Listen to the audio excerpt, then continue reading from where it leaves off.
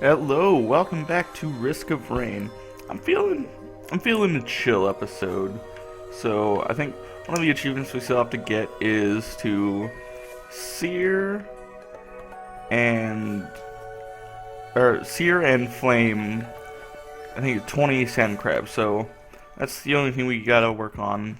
Chef's usually pretty easy to kind of work with, so it should just go well while we can just I can just kind of sit here and talk about stuff. So today is the reason why I wanted to do a chill episode, just because today is opening season of baseball, opening day of the baseball season, and yeah, I felt like talking about it and just kind of sharing my enthusiasm for baseball.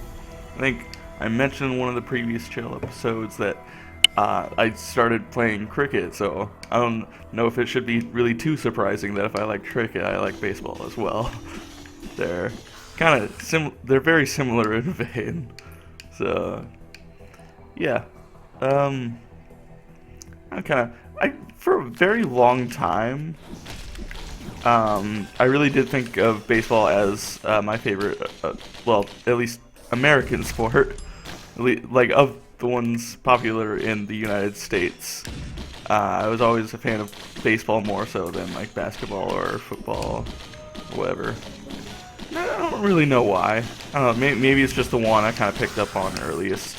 Because I actually remember the very first baseball games I ever watched were what was it? The 2003 National League Championship Series, where the Cubs blew a 3-1 series lead against not Miami Marlins, they were the Florida Marlins, and then, but yeah, I still have memories of watching that series. I was like 8 when it happened, I think.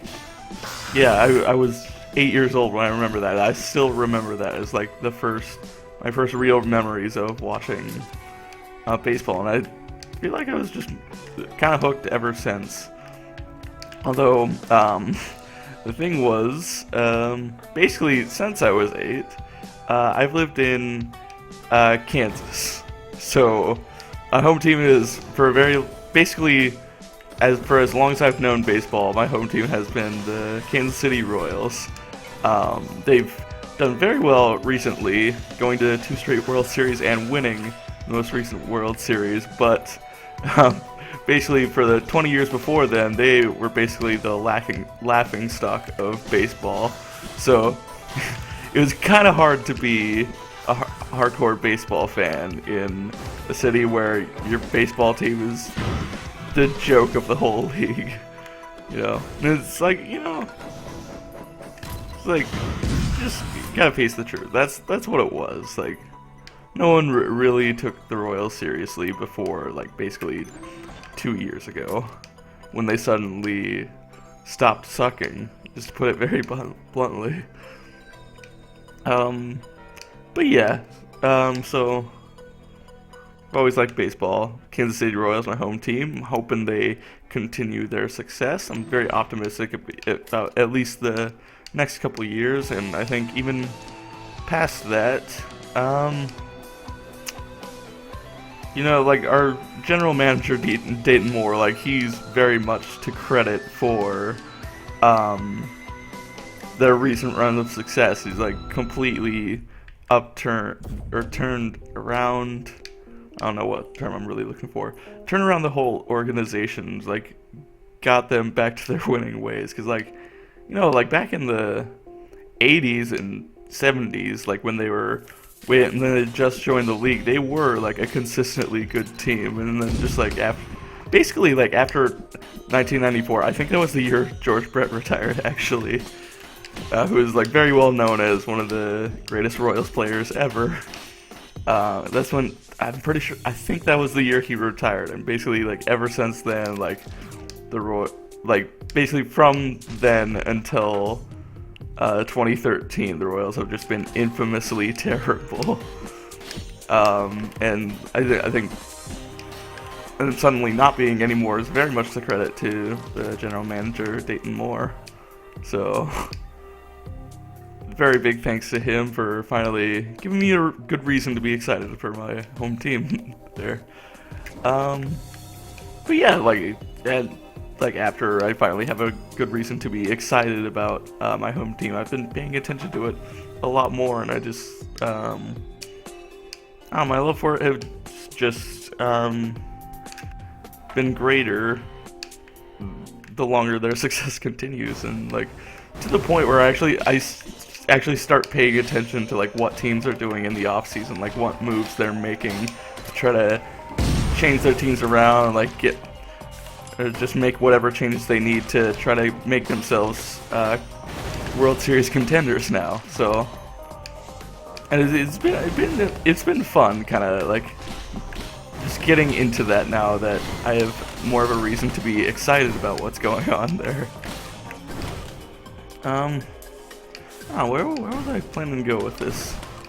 I don't really when I do these chill episodes, I don't really plan the conversation. I kind of have like topics in mind, but I don't have like a strict plan of like exactly all the points I'm gonna hit. I just kind of let it fly, and I'm running to the point. It's like I maybe don't really know where to go next. I don't know. But yeah, that was cool. So I'm very excited for baseball season to start up again because I've been watching the off season and spring training very actively, and like I guess like part of the fun is always just like trying to predict who's gonna do well, and that's the whole reason anybody watches like off season moves or whatever, just to kind of get an idea of like just a preview of the season, kind of get an idea of like who's gonna be the surprise contenders this year. And actually, like this year, I don't know. I kind of had a journey following the Arizona Diamondbacks this year because kind of towards the end of the 2015 season when my Royals won the World Series against the Mets, it was very awesome to finally see them win a World Series. Kind of like I was still kind of looking at kind of the baseball like stats and kind of like see like what other teams were really doing during that time, and I started to realize that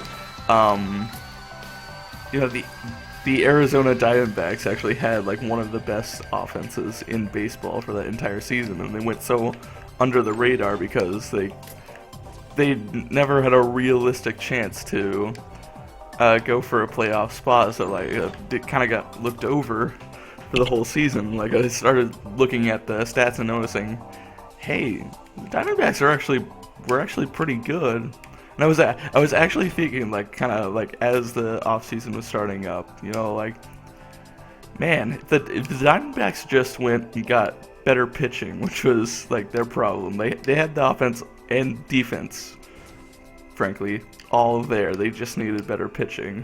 And then I remember like almost a week after I came to that conclusion, they surprised everyone by signing Zach Greinke, who actually came up with the Royals, so it's pretty cool.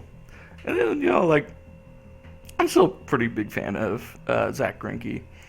God, he had a hell of a season last year.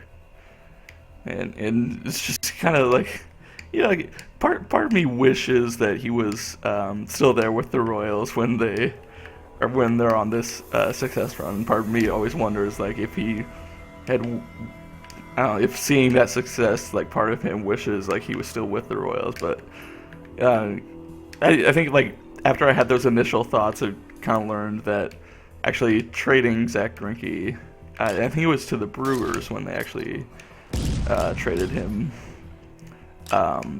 They got a lot of the players that are actually like made up the championship team. Like I think it was okay, what is Lorenzo Cain and Alcides Escobar, and they ended up being in back-to-back years the American League Championship Series MVP. So we basically like Dayton Moore, like just how fantastic of a job he's done. Like he traded he traded away Cy Young winner, which is pitcher of the year. Like, traded away like who was someone who was recognized as the best pitcher in baseball for the year 2009, and got in return 2 League Championship Series MVPs. That's pretty amazing. Yeah. Where was I? All right. Anyway, back to Zach Greinke and the Diamondbacks. So, yeah, basically, like after I started realizing how good the Diamondbacks' offense and defense were, and just thinking like, oh, they just need more pitching, and then they could probably compete for the World Series, like right on cue. Like, hey, Zach Greinke, suddenly he's with the Diamondbacks now. He's basically one of, if not the best pitcher last year. They gave the Cy Young to Jake Arrieta because Jake Arrieta had an insane second half, but like there's no discounting what Zach Greinke did that year. Like I think it was like one of the lowest earned run averages like in at least the last like 10 years or something. Maybe there was something lower, but it was like crazy low earned run average. So like the fact that he did not stay with the Dodgers and then the Diamondbacks swooped him up out of nowhere. It was just like even the day before, basically like all the reports were saying it's gonna be either the Giants or the Dodgers, and then out of nowhere, wait, the Diamondbacks signed him? What? And like seeing that, like after that happened, I got really excited about what the Diamondbacks are gonna do this season. It's like, wow, they just hell of a job filling the one gap they really had. But yeah, like there's still like if there's anything that the Dodgers proved to everyone, is that just having a really good pitcher isn't gonna do it for you. Like you need more than like even if it's the single best pitcher in probably entire decades, like just that guy is not gonna get you championships. So like they still need to do some work, preferably like with bullpen pitching, because like it's the whole story of why the Royals did so well, like lights out bullpen, like is basically like nowadays people are thinking the key to success is a great bullpen, and a lot of that is because of what the Royals did over the past few years. So I was thinking like, man, they got the ace starting pitcher that kind of soften. They'll give their starting pitching a bright spot, but they're gonna need to upgrade the bullpen or get a few more starters if they really want to do it. Like they're in position to at least be competitive, but if they really want a good chance at it, they got to do a little bit more. And I was actually like, when I started getting excited about the Diamondbacks, I was actually looking at one guy in particular that excited me, Ender Inciarte. He's like, I think it's like I liked him so much because he was very much an like under the radar great player. Like a lot of people weren't looking at him as like he's a star player. Like, and part of that was because like he was only in his second year, but like he had really good stats. And he was a really good defender. It's like not very much of a power hitter, but very good just hitter in general. And, like that's one criticism I have about a lot of analysts in baseball. I think they put too much stock into hitting for power, but you know, sometimes just getting on base is good enough. You don't need to be bashing home runs to always get the. You don't always need to be bashing home runs to get the job done. I think that's one little annoyance I have with how analysts usually talk about baseball. I think they put way too much stock in power. So, like, even though this guy Ender Inciarte didn't have a lot of power, like you still like he's my guy. Like I was basically predicting like he's gonna have a really good season, and he's suddenly get recognized, and he's gonna be a big reason why. If the Diamondbacks do succeed, he's gonna be a big reason why. Unfortunately, what happened was the very next move that the Diamondbacks made was that they traded with the Braves for one of their pitchers, Shelby Miller. It's like absolutely what they needed to do. They needed to get as much better pitching as they could because they had the offense there, they had the defense there. The problem was, and that the one thing that made me start questioning whether or not the Diamondbacks really would be competing, they had to trade Ender Inciarte to get Shelby Miller. As soon as that happened, I was like, no! Ender Inciarte was my guy. Now he's not with them anymore. I mean, it still makes sense from both of their perspectives, because the Braves, what they had was a lot of good pitching, but not good offense, and that's why they weren't winning games. Diamondbacks had the opposite problem. They had all the offense, but not really good pitching. That's why they weren't winning too many games. So it absolutely makes sense why they would trade with each other, because they had what each other lacked. It absolutely makes sense why they would end up trading with each other, and it makes sense why they would trade away a guy like Ender Inciarte, because they have more than enough guys to still have at least decent offense without him. I was just kind of bummed. Like, one of the guys I was really looking at, like, telling myself, like, he's going to be a great hitter. They traded him away. I was like, no, he was my guy. So, I don't know. I mean, like, the Diamondbacks still, like, they definitely fixed their weak points. I think, even most of the analysts were saying, giving away Ender Inciarte in that trade, maybe that was a little too much. Maybe, because he was a big part of why their offense and defense were so valuable. And even all the analysts that I usually don't, I usually take what they say with a grain of salt. Even they were saying Ender Inciarte might have been too big of a cost for that to have been worth it. You know.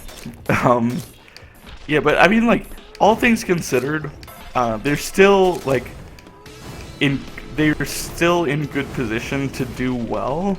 It's just suddenly not as optimistic that they're gonna actually go all the way and win a championship there. But I was still very confident that the Diamondbacks are gonna do a lot better than anybody expects them to.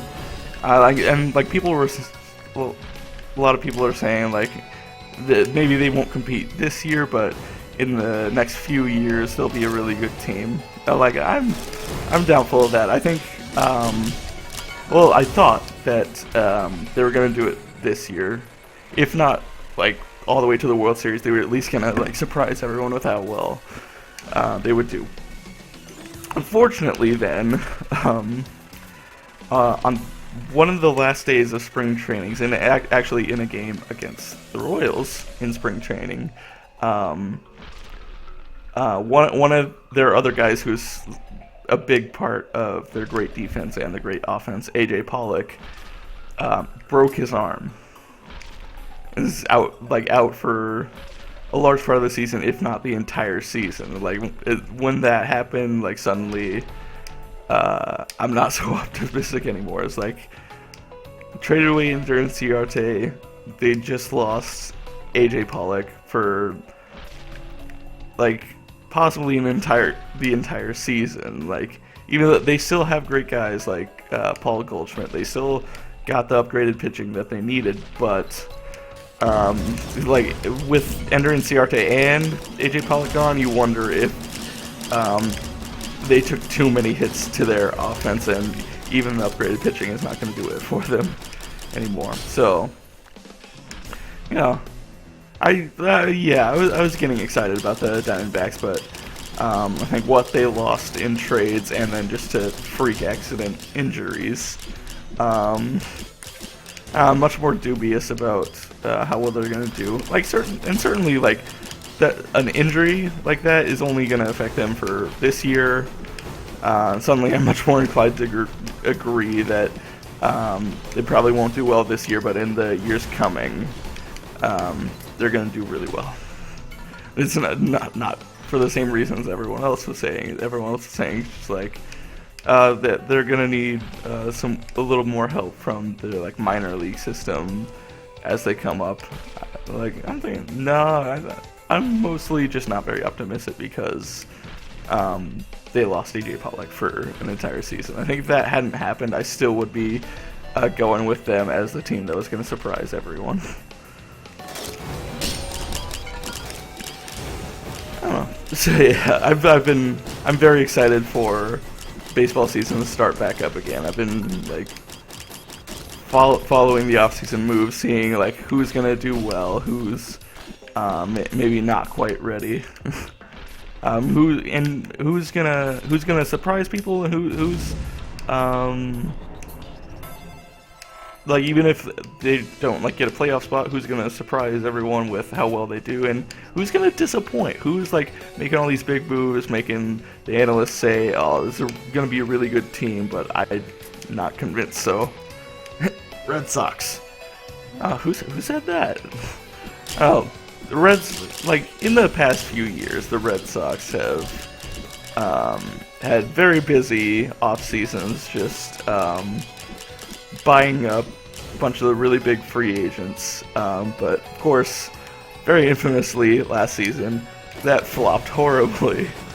They finished dead last in their division, I believe.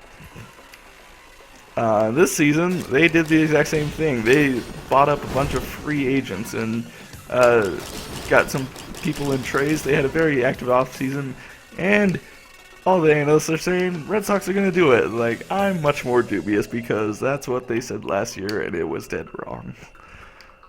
I mean, I suppose there are reasons to be a little bit more optimistic with the guys they got, like David Price and Craig Kimbrell.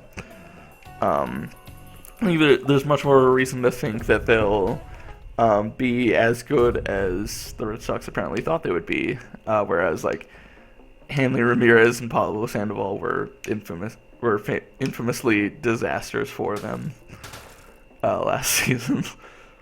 So I don't know. I'm just like kind of taking all that talk about the Red Sox with a grain of salt because it didn't work so well for them last season. So I'm not ready to suddenly believe it for this season. I don't know. What about the Royals? How are the Royals doing? So, well, I mean, like last season and now this season as well.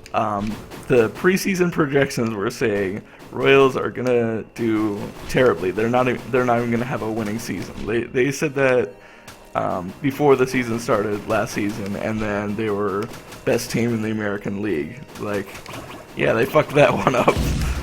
And now they're saying again, like Royals aren't even gonna have a winning season. Like, and once again, just like that's exactly what you said last year was wrong. So I'm taking that with a huge grain of salt. It's like not even a grain of salt, a huge handful at this point. I mean, like the thing is, like there's not that much of a reason to really think that the Royals are gonna regress because I mean, like people say like they lost Johnny Cueto, they lost Ben Zobrist. I think everyone forgets those were mid-season acquisitions, and even before we got those, we were the best team in the American League. So I don't know why everyone's suddenly like, oh, they're gonna regress. Like the only guys we're really losing are the guys that weren't there at the start of the season anyway. So I'm still very optimistic about the Royal because, like, as I'm saying, their core hasn't really changed that much. It says changed a little bit, and it's like, I mean, well, I mean, like, what even really has changed? Was there any change? I guess we did lose Alex Rios. That's the only guy we really lost. It's going to be unfortunate not having Greg Holland because he got Tommy John surgery, and the Royals management, I think, very aptly decided to not renew his contract since there's only 1 year left on the contract, and since he's out for an entire season with Tommy John surgery, is is it really worth paying him what was it, like around $7 million for a season that he's likely not seeing any action of? It kind of sucks for Greg Holland, but it makes sense from the team's perspective. And there is still talk of the Royals are gonna rework out a contract that kind of doesn't pay him as much this year, but they still keep control of him for once he comes back from Tommy John surgery. I absolutely love that for happen. Love Greg Holland, but I mean, our bullpen is loaded enough without him. I think we're gonna do just fine. I mean, speaking of the bullpen, actually, one of the things that really excites me is Joakim Soria. I remember back when Joakim Soria used to pitch for the Royals as our closer, and I was very excited when I saw the news broke that Joakim Soria is back with the Royals, and immediately got excited. I can't wait to see him make his return with the Royals. Loved him when he played for us, and from all looks of it, he's still as good as he ever was. And maybe there's some reason to not be so optimistic. I mean, because he's getting older. Age always plays a factor, but I think there's a very good reason to be optimistic that Joakim Soria will be as good as he was when he was with us at first. I'm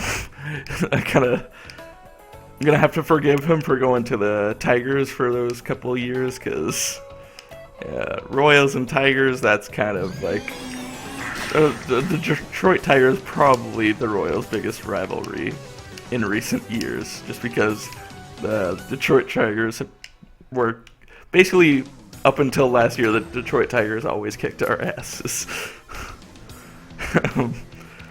I would love to actually see Tigers versus Royals in the playoffs at some point. I don't know. There was a chance that would happen in 2014, but then the Tigers lost to the Orioles in the division series, so never got a chance to happen. I'd still be excited to see Royals Tigers in the postseason. That would be really cool, I think. But yeah. So I basically admitted that at this point, if there's one team I would say I hate, it's the Detroit Tigers. I mean, they've got great guys. You can't really hate Miguel Cabrera. Miguel Cabrera is kind of a badass.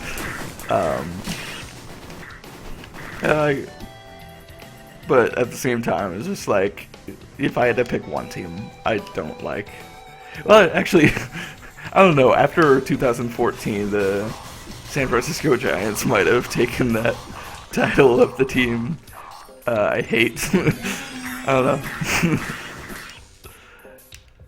I mean, there was actually a funny story with the 2014 World Series. My roommate in college that year was from the Bay Area. Or my first year college roommate, that actually happened during my second year at college. But my first year roommate, he's from the Bay Area, so he's a very big San Francisco Giants fan. And at the start of that season, he was watching the Giants very intently, because the whole even year championship thing was already, people were already talking about it at that point. He mentioned well, it's an even year, we should be doing pretty well, so he was watching very intently. And I talked to him occasionally about baseball. It's mostly just admitting yeah, the Royals just had their first winning season in 10 years, and only their second in 20 years. I'm just hoping we don't immediately go back to mediocrity. And I remember just a throwaway comment. He said, "Hey, Royals and Giants World Series. It could happen. And I still remember um, as soon as he said that, I was like, "Don't be stupid. That's never gonna happen." So I kind of ate my words on that one. Kind of. I mean, like, I even as a Royals fan, I can't say I even expected them to make the postseason. And even after they did make the postseason, I kind of expected. I did not expect for a second we'd get to the World Series. I'm just like, I'll take what I can get. We finally made the postseason. I'm not gonna expect a World Series championship. And I didn't until we actually made it to the World Series, and then I was like, we're winning this all. And then we didn't. Man. Game 7 of the World Series. Oh man, I actually, man, I like dropped everything at college that day and was like, no, this is Game 7 of the World Series. Probably, like, I watched that World Series thinking it might be the last time I ever see the Royals in the World Series. I am not fucking missing this. So I watched as many of those games as I possibly could, and game 7, that I think of all the baseball games I've seen over the years, I think that is one of my favorite ones, despite the fact that it ended in a disappointment for the Royals, but very intense match. And like right at the end, with 1 out left in the game, the Alex Gordon single with an error that turned it into 3 bases.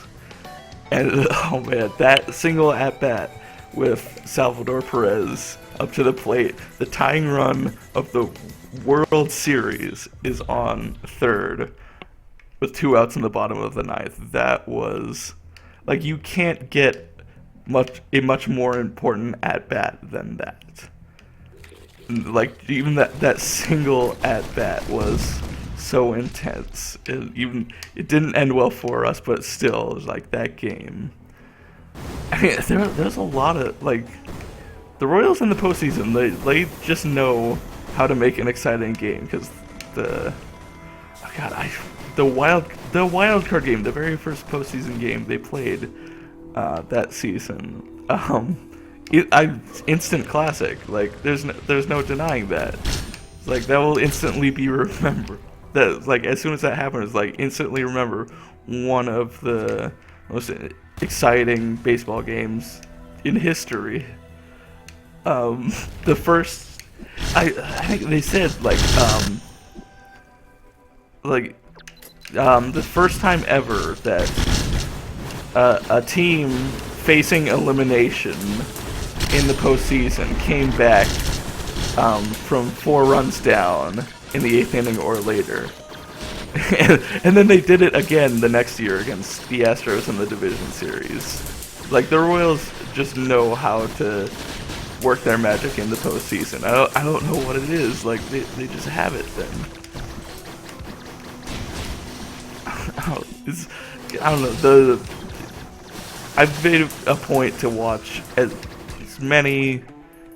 much of the postseason games the Royals have been involved in, and I cannot say I've been disappointed. Like, for the most part, they've all been, like, all the games are really exciting to watch. I don't know what it is with the Royals in the postseason, but it's like, and part of it is just like, even when they're behind, you know, based on what they did in the wild card game that year, or in 2014, like, you knew, like, the Royals go into those sort of games, like, never thinking they're gonna lose. Like, even when everyone was saying, like, oh, they've lost it at this point, they're like, no, we haven't. What are you talking about? We're still gonna win this. And they do. It's, like, amazing. I don't know. I'm starting to wonder if I'm just, like, sounding like a giddy child at this point. Oh, sue me. I get giddy over my home team doing exciting things. Sue me. I don't know. Where do I go from there? So yeah, man. What was I gonna mention there? I guess like yeah. So that 2014 World Series against the Giants, just like always funny to me because basically my first year roommate called it from the very beginning, and I looked him in the face and told him, no, that's stupid, never gonna happen. So that's always just gonna be a funny story about that, and like the games of the World Series itself, plus like how we got there, just amazing to have seen all of that, especially going in like because like I had already gone through what 10 years of the Royals mediocrity. Like I was starting to wonder, like, are they ever gonna do well? And then just like they pull all that out of nowhere. I don't know. It's just like a lot of reasons to be excited about it. And I kind of, yeah, I am being a little bit obnoxiously giddy here, but I don't know. I mean, that's what it felt like watching those games, like watching your home team that have been terrible for so long just make all these postseason games so exciting. It was just an absolute thrill to watch. And then, yeah, oh man, so they lose the World Series with 1 out to go, and the tying, like with 2 outs in the bottom of the ninth, the tying run was on third. Like heartbreaking to, it's like I'm the closest a World Series can possibly end. They didn't just win by 1 game. They didn't just win by 1 run. They won by 1 base. It was like really intense ending to that World Series. And to come that close, like basically the narrative was instantly like, the Royals are going to get back there and they're going to win it this time. And they did. Damn it, they did. Best team in the American League. They kept, oh man, such a close call against the Houston Astros. That was intense. It was like almost downheartening. Is that even a word? I don't know. I should, maybe, I don't know. At this point I'm just doing gibberish. I should just let it flow. That the division series against the Astros in this previous year, like, obviously didn't start well. I don't know, Yordano Ventura, like, he had a little bit of a down year from his rookie year, but he was still like really good in the second half. But just like against the Astros, like he could not get it done.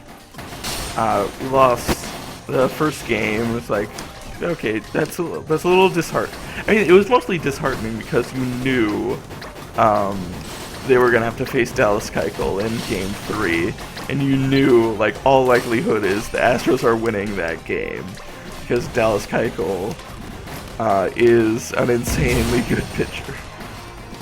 It's like you go into that series like expecting like, okay, we're like almost certainly gonna lose Game 3, so we need to win as many of the other ones as possible. Like we can lose one other game. And to lose that game, very first game of the series, it was like, oh shit, we're in trouble.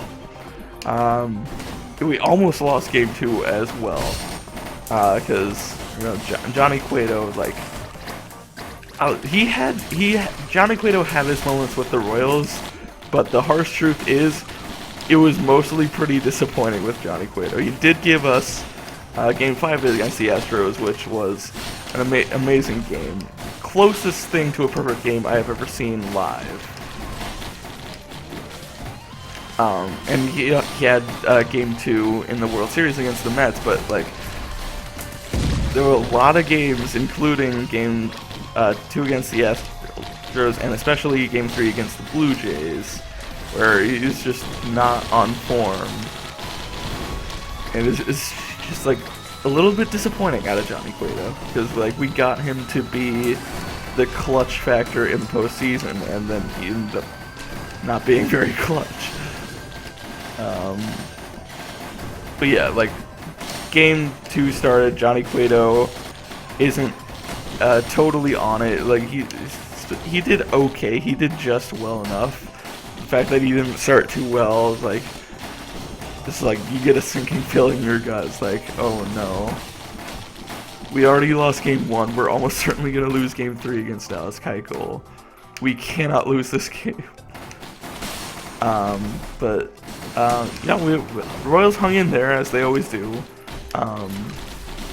We made up those runs, got it to the bullpen, and that's the whole story of the Royals. Just get a lead to the bullpen, and that lead is probably safe. Yeah, they snuck by. I think it was just a 1-run lead. Get it to Wade Davis. Wade Davis is a beast. Yeah, they just get it to him. They win those games. That's just it with the Royals. Get to the late innings with a lead. Your bullpen seals it up. That's the whole formula of the Royals. So as soon as they got that lead, like I think they didn't get the lead till the 7th inning, but just having the lead that late, just like, yeah, the Royals probably have it. I think there was one scary moment where someone got on against Wade Davis, but then he picked him off right after. I was like, oh, nah, Davis has got this under control. Yeah, and then game 3, as predicted, we did lose against Dallas Keuchel because he's Dallas Keuchel. He's really good at what he does. Actually, I could have just gone for the final level because I did already get the achievement with Chef, but you know, I'm still talking. I'll just let myself talk for a little bit more. Game 4 against the Astros, going in knowing we needed to win it.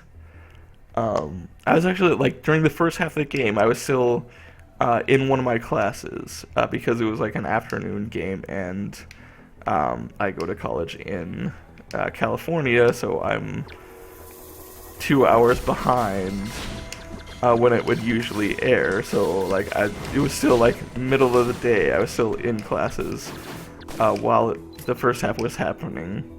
I think when I finally got back to my room to start watching the game, it was like 3-2, and then Houston homered twice to make it 6-2. No, that was the end of the 7th inning. So, just stop me if this sounds familiar. 8th inning, they're down by 4 runs. But it's the Royals, you know. They did it like I had a text conversation with my mom, and we basically like both said, it's like, yeah, those home runs were probably the nail in the coffin. That's probably it for the Royals. And then like we kind of went back and forth for a little bit, and then I said, you know what? That is exactly what I said last year during the wild card game. And sure enough, singled them to death.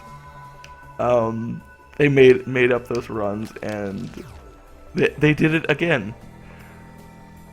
It's like, oh man, it's crazy. Like as soon as I thought like there's no real reason to be optimistic anymore. Like, let's be real, it's probably done. And then just that short moment I had is like, you know, maybe it's not so done, because they did the exact same thing last year, and then they did it again. It was very exciting. Oh man, I don't know what to say. I don't know. I think I'm like just getting a little too giddy about like talking all this, all reminiscing on that all, because like it was awesome. Like, yeah, I think it started about like a kind of intelligent conversation with myself about like kind of getting into baseball and like being excited for it to start up again. Now I'm just kind of like getting giddy about what the Royals did over the past couple of years. But yeah, like that game, I'm not gonna talk about the rest of the postseason because like I'm finding myself just like describing each of the games, but like that series against Houston, I think may even top the 2014 wildcard game as some of the most exciting baseball I've ever seen. Yeah, I don't know. Like I only hope that Royals can kind of get back to that stage and be exciting as they were the past 2 years. Just because that it's very fun to watch them come back. Like every time you think they're finally out of it. I may die here. I think very likely I'm going to.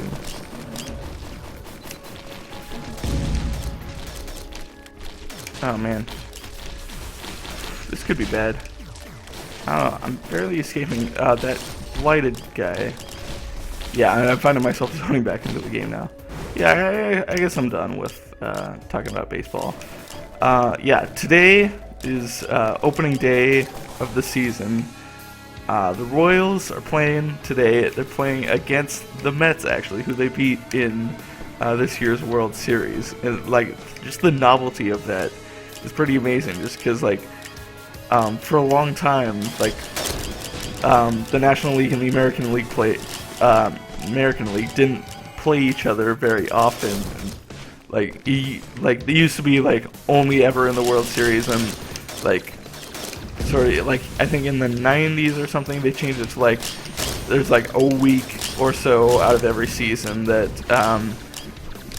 for interleague play, and then it was like 2012 or 2013 they changed it to like, you know, it'll just be a regular thing that happens throughout the season. So like the whole like, since interleague play is like only newly happening with any frequency, it's actually the very first time ever that opening day is a rematch of the World Series, and like just that is really cool to see. So I'm gonna be watching that game definitely. There's gonna be just the novelty of that. It's gonna be exciting. Plus, like, I enjoy watching the Royals. I'm excited to see how well they're gonna do. Yeah, they like the one player they did lose, other than the people they got mid-season last year. They lost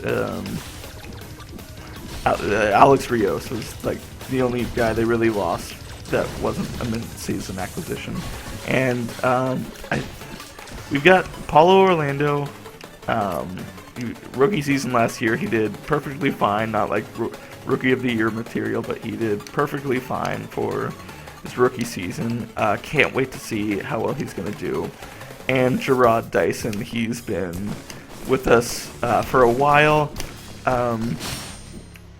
He hasn't really gotten that opportunity to be in the starter role, because he's usually used as like a defensive replacement or as just a pinch runner, because like, he's insanely fast. You seen that guy run bases? Really fast. Like his like whole catchphrase, that's what speed do. Like that's what he's good at. He never really got an opportunity to be in the starter's role. I think a big reason why that is because like he doesn't bat well. I think it's mostly just because he doesn't bat well against left-handed pitchers. And I think just like when it gets to an extreme that you're only good against one type of pitcher, then like you tend not to be very good in the starting role. You tend to be used more as kind of like a backup option. So like he's gonna get more time as kind of a main starter in right field, and like defensively he's amazing. If you've ever seen what he does when he's in for other players, like when Alex Gordon got injured last season, like Jarrod Dyson like showed everyone like, yeah, the defense is still under control. We got this. So defensively he's all there. It's just offensively whether or not he's gonna be able to make the steps now that he's in a starter role. It's just going to be interesting to see. I'm excited to see if Jarrod Dyson can make those steps and kind of get more recognized for what he does. It's going to be very exciting to see both what Jarrod Dyson and Paulo Orlando do with that opportunity. Yeah, I think that's about it. I guess as we wrap up, let's kind of talk about general predictions. I've been spent it mostly talking about Royals and Diamondbacks. I think it just opened up to just like Major League Baseball as a whole. What are kind of my expectations going into this season? Who do I think is going to do well? Who's being overhyped, and who's just like who has a good chance to win it all? So I guess like American League East, I'm pretty sold. Toronto Blue. I think Toronto Blue Jays still have it. I think just like their offense is too much to overlook. I think they were like freakishly good last season, so there's a reason to expect they're not going to be as good this season, that they'll regress a little bit, just because it's kind of like they put up freakish numbers. Like there's kind of a good reason to expect that they won't repeat that same level again, but they'll still be really good offensively. And I mean, having good, like they showed last season that their offense was good enough to get them through the regular season. They had some mid-season acquisitions that helped fill in the gaps, like David Price and Troy Tulowitzki, but they lost David Price. I think they lost a few other guys, but I think the big offense is still there. They're just going to put up an overwhelming number of runs. I think they're almost certainly going to make it back to the postseason. I'm saying in American League East, it's going to be the Toronto Blue Jays. Baltimore Orioles, they've got a lot of power hitters, kind of like the Blue Jays, but I think they have much less of the whole package than the Blue Jays do. Plus, like, my whole thing about baseball is, like, I think people put way too much stock into power. So, like, Baltimore Orioles, they're also going to be scoring a lot of runs, but they're not nearly as complete as the Blue Jays, I think. They've got really good back end of the bullpen with Darren O'Day and Zach Britton. But I think, like, just in general, I think the pitching in general on the Blue Jays side is better. Plus, the Blue Jays offense is just that much better because they have power and just general good batting on base guys. Whereas like Baltimore Orioles, they seem very much like kind of a one-trick pony with hitting lots of home runs. And I don't think that will do very well. So Red Sox, I've kind of expressed my thought of that. Like, I think there's a reason to think they'll do better than they did last season, but take all the analysis, like they're gonna be great, and that the offseason moves are gonna pay off. Take that with a grain of salt, because that's exactly what they said last year, and it didn't work out so well. Yeah, I don't know, I think a part of that is just like, I think their offense is going to stay right about where it is, because they got a lot of aging guys with lower production, but they do have young guys coming up, like Xander Bogaerts, Mookie Betts, and Travis Shaw, apparently. So they're saying Travis Shaw is going to start instead of Pablo Sandoval. There's reasons to think that they will be better than last year, but I'm still not buying the hype that they'll suddenly be the best team. Like, I'm not buying that for a second. I still think Blue Jays offense is just going to overwhelm almost every other team. And did I miss any? Yankees.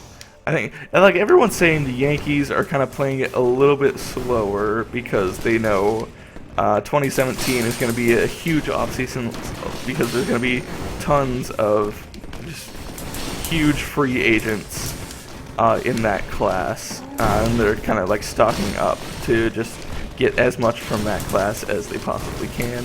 But I think they still got a good chance. I think because they went full on bullpen route. They already had two of the best relievers in baseball in Andrew Miller and Dylan Betances. They added Aroldis Chapman, who I don't know if I say unfortunately because it's like domestic violence charges. He like suspended for the first 2 months of the season, so their whole like off-season deal is like they're not getting it until like July. So, but like they've got insane bullpen. I think. What do I think? I think their offense is not as good as it should be. But I think they've got just enough to get away with like. They've got just enough to match where their pitching is at. I think they'll do well, but if they do make it postseason, they're just barely going to squeak in, kind of like they did this year.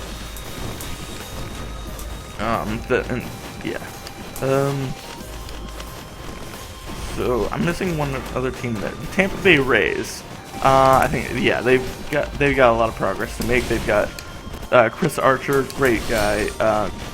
Kevin Kiermaier, I think he's like upcoming star with that team. He doesn't bat well, but he's like easily the best defender in all of baseball, right in center field for them. But they're gonna need guys like Kevin Kiermaier to make progress offensively if they really want chances to compete. And I don't really know what's going on with the entire rest of their lineup and defense, so I don't know. I think maybe I just don't know too much about the Tampa Bay Rays to really have a good idea of how well they're going to do. But I think like the potential is there, but they definitely need more work to get anywhere with it. Kind of like what the Diamondbacks were in before the season, and they made the offseason acquisitions to try to kind of fix their holes. I think Tampa Bay, the pieces are there, but they've got too many gaps to fill. I don't think they're gonna be doing it this year. And now American League Central with the Royals. I mean, like, it's hard to call the American League Central because, like, obviously we're like kind of ignoring the projections that the Royals are going to go right back to losing because, like, it's a little bit ridiculous. I mean, it could happen, but I don't think anybody expects it to. What am I going to say?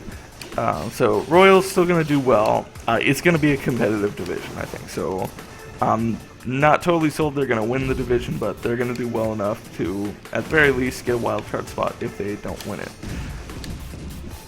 Detroit Tigers, I think really, ultimately the reason they didn't do so well last season was they got too many injuries. There's an element of their core players were aging too much, kind of like the whole problem with the Yankees right now. They made some off-season moves to kind of pick up free agents to help them out, but I think the same deal with the Red Sox. I'm not totally sold that that's going to suddenly solve all of their problems. Like, trying to say that not just from the perspective of someone who doesn't like the Tigers and hopes they don't do well. I think if they don't get as injured this season, and like even if their off-season acquisitions just do okay, they'll at least be back in the thick of things. I don't expect them to win unless the Royals do much worse than expected.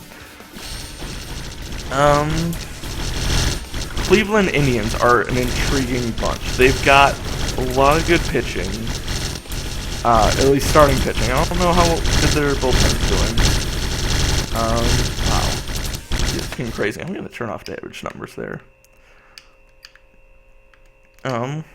Cleveland Indians, and they've got, well, they've got good offensive players in like Jason Kipnis, Michael Brantley, and Francisco Lindor's coming up. I think offensively they got it.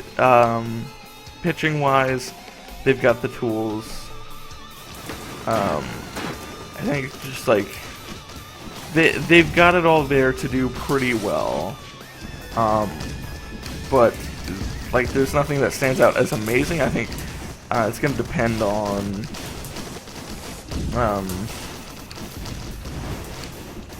I don't know, what do I think? I don't know, they're gonna do pretty well, but it's like hard to kind of pinpoint exactly how well. They could very easily be in it. They could very easily just be 50. They could easily just be a 500 team. I don't know which way they're gonna go. I feel like they didn't make too much noise this offseason, so I'm kind of just expecting them to be where they were at last season, which is kind of like right around 500. So I don't know.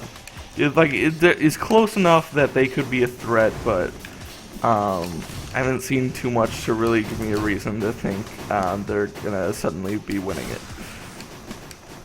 The Twins, I think they've got. I liked what they did in the offseason with getting Byung-Ho Park, and I think there were some pitching moves they did. Certainly, the pitching is still going to be what kills them, if anything, because like the pitching was pretty mediocre last season. They got the rookies in. Miguel Sano, great hitter. He's just like very much intended to be a DH, but they also got Byung-Ho Park, who is also primarily a DH, so that could be a little bit of a problem, but I think like clearly they're just going for a really good offense, and I think those guys are gonna more than do the trick there. Their own Byron Buxton, just another upcoming young player that will give them a lot of boosts they need. I think they'll continue to improve upon their previous season, but kind of same thing with the Indians. I don't know like how much is going to really change from last season, so I don't know what to say about it. I'm still kind of going through this. I'll start up a really small run as I just continue talking. So, and then last one, Chicago White Sox. They like definitely improved their hitting, but not. I think they'll be closer to 500, but I still don't think they're reaching it. Yeah, it's kind of like a lot of the teams in the Central. I'm neither here nor there about, and I think that maybe that is why it's like competitive, but only because like everything's like it could go either way. It's like not that like every team is really good. It's like no one's really amazing. I think I would say except for the Royals, but even then we're gonna have to see whether or not the Royals see a little bit of regression. I don't know. It's hard to kind of describe my feeling on that. Just gonna do a very quick run. Let's just do one with Bandit. What am I saying? So yeah, that's AL Central. AL West. Angels, I think it's like they got Mike Trout, they got Albert Pujols, great power hitters, but their big problem is like they got these great power hitters and no one's getting on base ahead of them, and their pitching is just decent enough to get by, but I think just like they need to boost their lineup ahead of their really good guys in order to really get anywhere, and I don't feel like they did enough towards that end. So Angels, I'm thinking they'll still be right around 500. I don't think they're gonna win it. Astros. Oh god, we got the glitch. We gotta try this again. I'm realizing I'm talking for a lot longer than I thought I did, and part of that is just like not knowing where to go and kind of rambling a little bit. Anyway, AL West Astros. I don't think they really lost anyone super important or really picked up guys who were too amazing, but like a lot of the core that got them to the postseason that this past year were rookies, and I think it's totally reasonable to expect that as the rookies develop, they're like only gonna keep getting better. There's a case to expect a little bit of regression, but I think enough of that big core were young players that are still kind of figuring out how to be the best of themselves. I think there's reason to only think that they're going to get better over time. Let's see, who else is in the AL West? The Seattle Mariners. They had the problem last year that a lot of teams are facing this year, and who still had that problem previous year, was having really good power hitters, but no one getting on base ahead of them. They did some work to fix some of those problems. They've got great pitching. Felix Hernandez, Hisashi Iwakuma, and up-and-coming Taijuan Walker.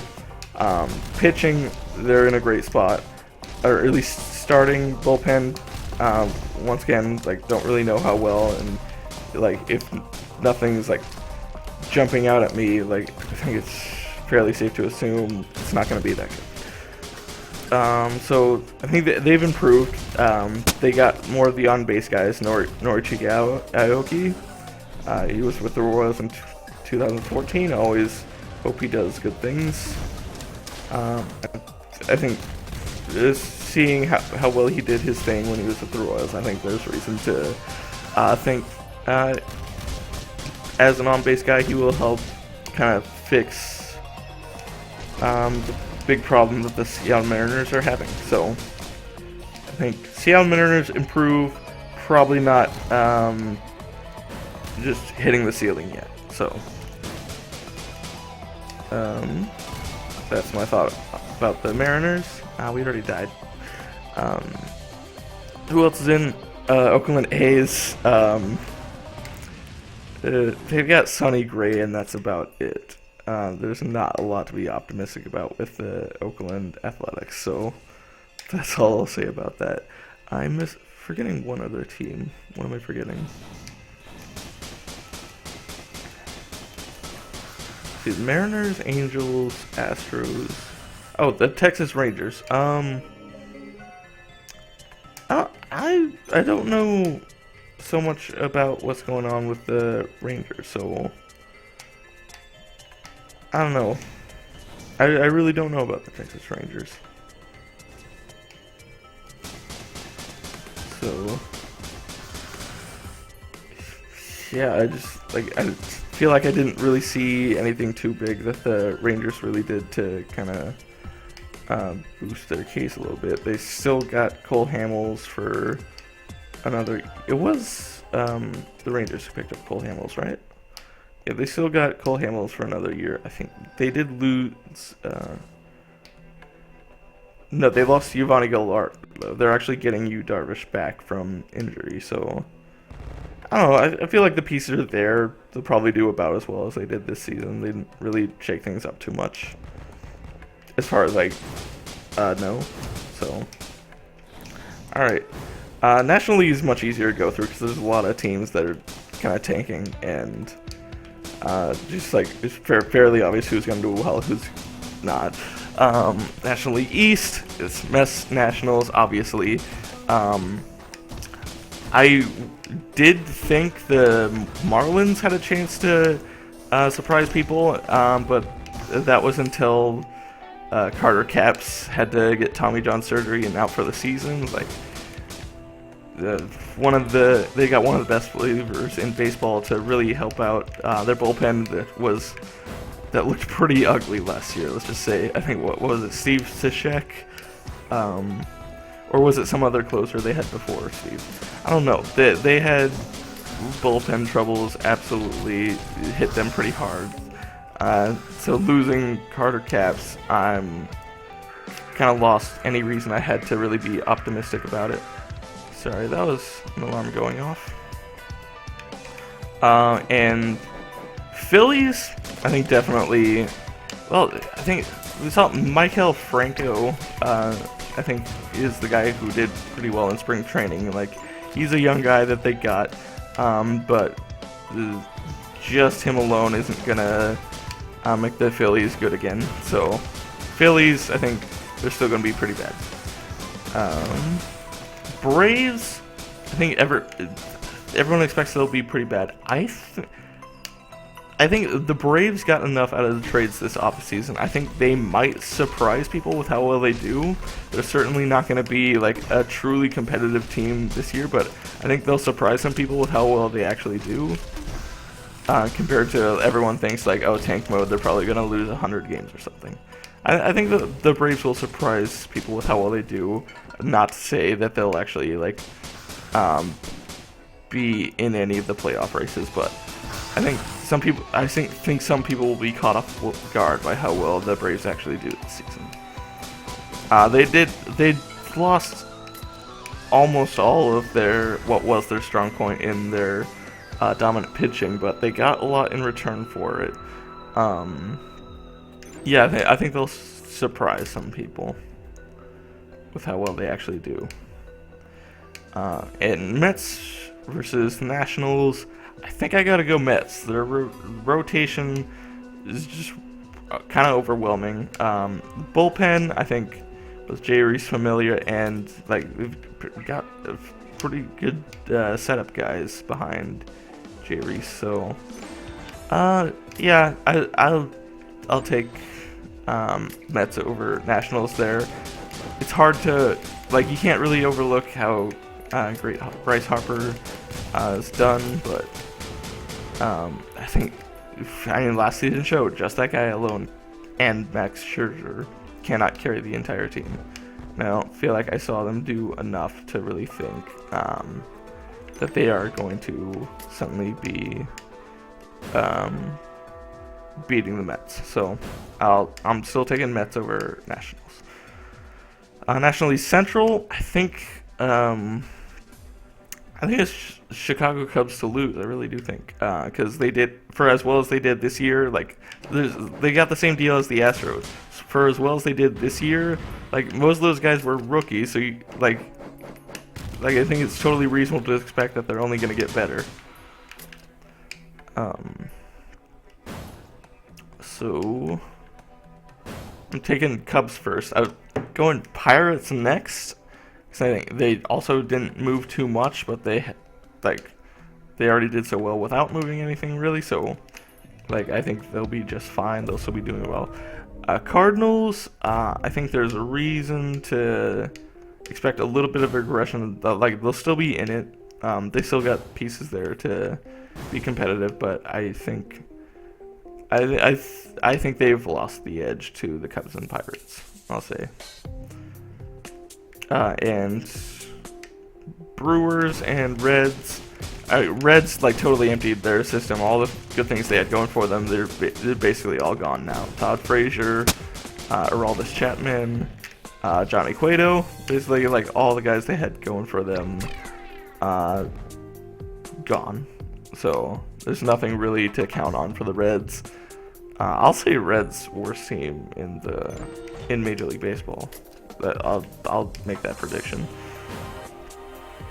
Let me see what else.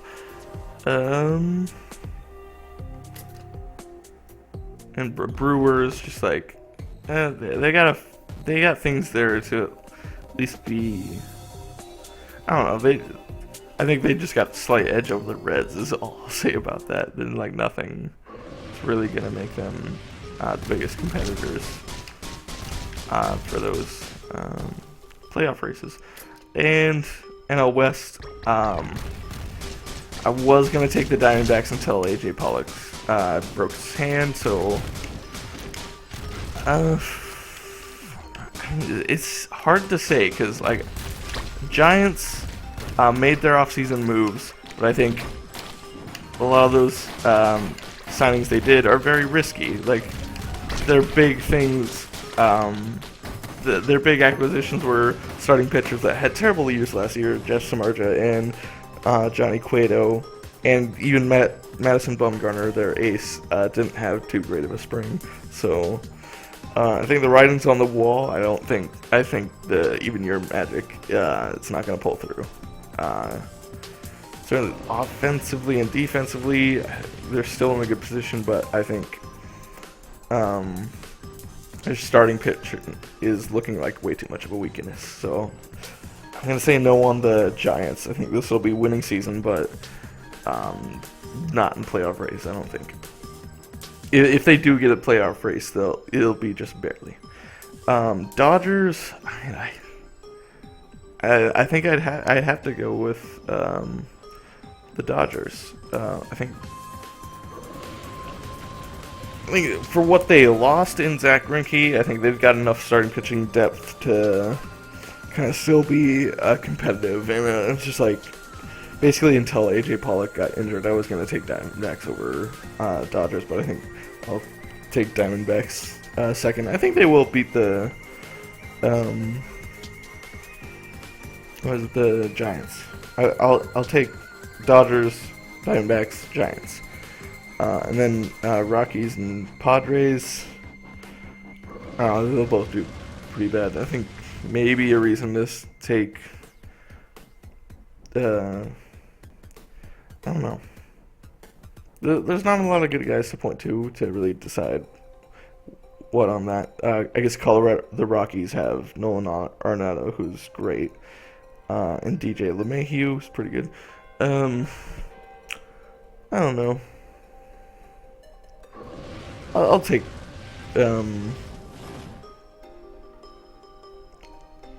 I'll take the Rockies over the Padres. All right, well, that is it now. That is my entire big spiel about baseball. We talked about kind of getting excited for the next season, about how fun it was to watch the Royals in the postseason, and it's kind of what I expect from this season. Opening day is today. I'm going to be watching that game. It's going to be awesome. Can't wait for baseball to be back again. But, yeah, I just thought I'd do this episode and kind of share my enthusiasm for baseball. And, I don't know. Just felt like doing this, so that is it. I'm signing out now. So, see you around.